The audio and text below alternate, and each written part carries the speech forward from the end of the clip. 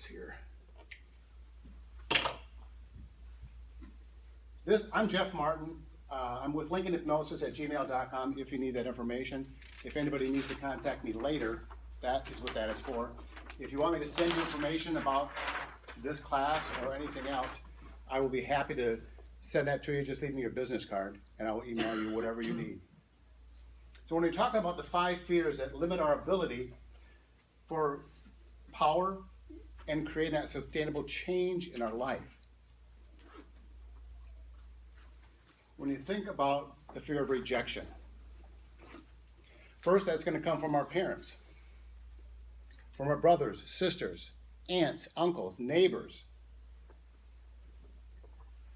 That fear of rejection can be very strong and it can stay with us for many, many years.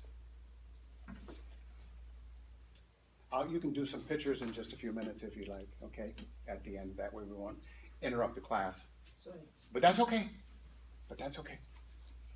Otherwise, I'm going to have 20 people getting up and taking pictures. I'll also send you some of these if you need it. If you have a pad of paper, you could just draw your hand on the pad of paper and make notes. 5 fears: rejection, feeling stupid, failure, loss, obligation, and commitment. So you can be rejected by teachers. And it goes on and on. So you want to have a place where you feel safe. The fear of feeling stupid is another big one.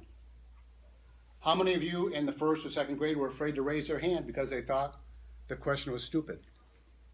I've done it. That stayed with me for a while. I had some teacher, and I know there's no teachers in here that would do that nowadays, but back when I was in a Catholic school, so that should explain just about everything. We had nuns for teachers. Now, they're great people, but I remember being in the 2nd grade and raising my hand, and the teacher goes, "Well, that's a stupid question." Kids are very impressionable. Now, that wasn't true.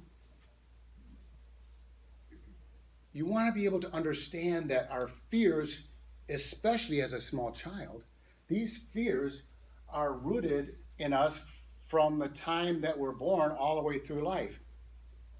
Sometimes you can install these fears in a way that they stay stuck.